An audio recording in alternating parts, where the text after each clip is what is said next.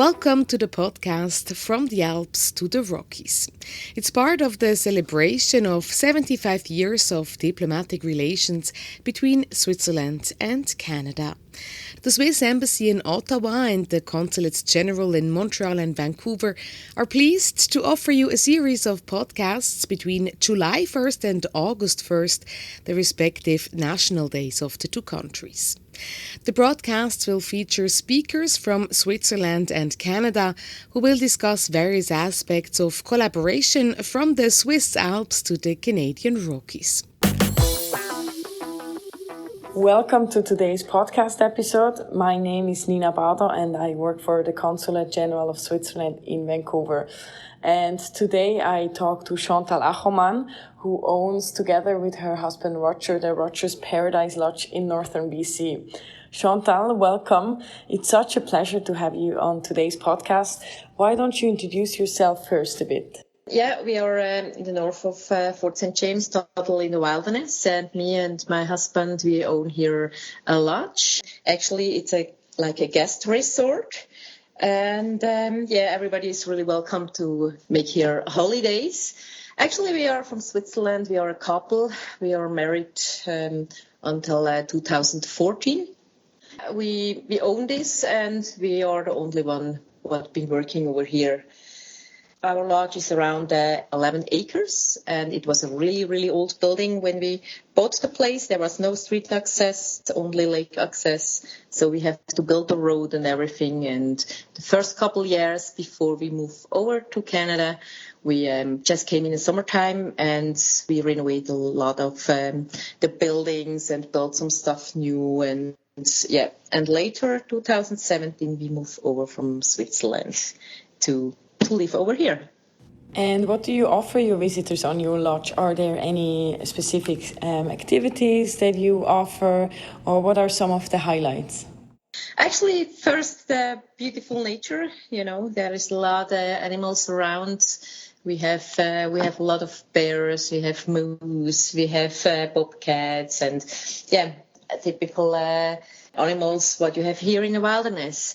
Actually, you can make canoe tours, you can make day tours with canoe or just go a couple hours. You can go fishing or you rent a boat, visit the lake by boat. We can make a tour with you to watch bears. We brought our very old bin scour from Switzerland, and with this we go out with the guests to look at bears and stuff like that. Or maybe, I don't know, if you ever drove some ATVs, or you can bring your ATVs and snowmobiles by yourself and go out in the nature over here. What we love to hear on this podcast are the stories behind the people. So tell us a bit about your immigration story. What brought you to the Canadian wilderness? Actually, that's a little bit of a love story about my husband. He was 1987. He was here for a couple months. With his girlfriend at this time, and he traveling around, and he really started to love this country. And then he was back in Switzerland, been working over there, and but he always had the dream about Canada. And then I met him. And we are both, every time we go in the nature when we had time, and we've been traveling all over the world.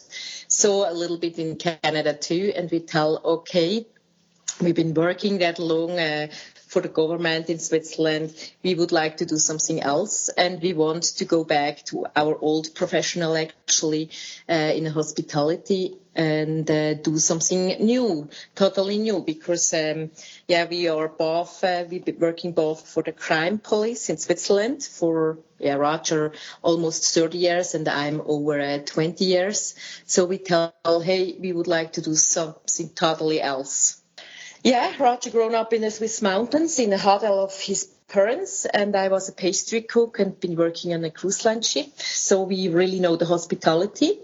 And then we think, okay, Canada, it's a really nice country and we love this country and the nature over here too. So, the thing is, we tell, okay, a fishing lodge, something like that would be great because the biggest hobby from Roger is fishing. So, perfect. we're traveling around, looking at a lot of places, and we couldn't find the really good place what we would like, And we are back in Switzerland, watch the internet, and then we saw this lodge. We called the owner and tell him, hey, we would like next summer, we would like to look this lodge, and maybe it will be this place what we would like. And then we make an appointment. He was actually a Swiss Canadian, actually. And then we met him, and then we go with the boat to our lodge. And then when we come over the corner with the boat, saw the lodge, and Roger and me, we know exactly that will be our lodge. We saw the potential in this lodge. And then 1 year later, we bought the place and starting the renovation. That was actually 2013, we bought the place, and 2014 became the first summer really over to renovate. And then the next couple of years, every summer we renovate, and winter time we go back to Switzerland. And 2017, in April, we move over forever. So it really was love at first sight. Yeah, it was, and it is totally in the wilderness, Actually, you have to go to Fort St. James, what's the city, and that's 135 kilometers from here, and the first 80 kilometers is only gravel roads, only forestry roads. There is nobody around. We have no neighbors. There is nobody on this lake anymore. That's just us. And it's totally away from everything, and we have to do everything by ourselves. We have a solar system, we have our septic system, we have to take care about our road. You can't have more wilderness. Do you miss sometimes the convenience of living in the city and in a small country like Switzerland, where everything is very close and where you have neighbors and activities around you? Do you ever miss that? I can't tell really miss. Sure, there is sometimes it's nice when your friends around or whatever. Sure, that's moments what is always like that, because that was your whole life, and you miss your family before you just tell, okay, I go to visit my mother and she lives 10 minutes from my place, But today it's nice, you have WhatsApp, you have Skype, and you can talk with each other. So it's not anymore that big problem like many years ago when you don't have this, And everything is a little bit more complicated, because before, when something was broken, you just call the owner and tell, hey, please, can you fix it? And now you have to do this by yourself. And the same too, when you have to go to buy groceries or whatever, you have really to make a list, and it's not allowed to forget something, Otherwise, you have to drive minimum 4 hours to get this stuff, and you can't do this every day, So, but really miss? No, I would say no, not really miss. As someone living in the city in Vancouver, I'm always wondering, how is the winter in the north? How do you experience that? You already talked about the struggles of doing groceries and fixing things. How is the situation in winter? Winter is really quiet, and everything is covered with snow, and I really like them. Sure, I think it's not for everybody, because it's a hard life in winter over here, because sometimes if it's snowing or a snowstorm, we get the longest snowstorm we've ever had here was 72 hours without break, and really much wind and snow. And next day, I remember the first year, next day we couldn't open our door anymore because everything was full of snow. So 1 year later, we covered this place with the roof, so the snow can come to the door anymore, At this time, we have to go out on a window and shovel first the snow from the door. But it is really nice, the lake is frozen, you can go snowshoe walking, you can go with the snowmobile on places where you never can go in summertime. It is really cold. We have between 30 and 45 below in wintertime, but the nights are not really dark about the snow. And Yeah, I like it because I never had any more since I was a child. So much snow in Switzerland, and the winter time is fantastic. I just love them. I definitely agree, and it's what people think of when they think of Canada, right? They think of the nature and the remoteness and the wilderness. Yeah, it is. It is like that. It is like that, and yeah, and in the winter time we have a lot of wolves. The wolves really come really close to our house.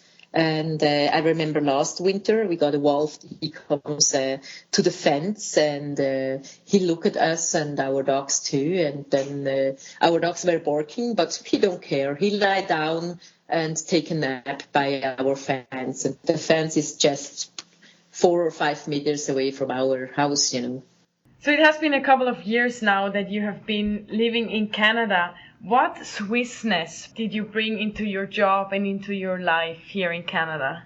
Oh, actually the food, because I was a pastry cook, and yeah, my meals still are European style, still Swiss style. The same with the dessert too, and yeah, the fishing stuff too. We still make a lot of our lures by ourselves, or we use our lures what we have made before. I think when you live that long in Switzerland, there is some things what you don't change. Yeah, it's special the food too. So what's your signature dish or the so-called Heimweh food that you're cooking? Oh, that's the cheese, that's the fondue, the raclette. But I think the Swiss people they always will miss the cheese. But you can find here some good cheese and some good fondue too. And the same with the chocolate too. You can find chocolate here and the Swiss chocolate. And yeah, we really still eat them. Do you ever go back to Switzerland? Yes, I was back for a couple times. Roger were until the last 3 years he didn't was anymore in Switzerland, but I were back every year just for the big exhibitions for holidays in Zurich. So we go over there and make some advertising. And mostly I was over there because Roger didn't want I'm alone on the lodge during the winter time, because it's really hard when you've been alone over here. So he told you have to go to the exhibition and I will stay, because if something happen, I'm stronger and I can do more. So I go over there.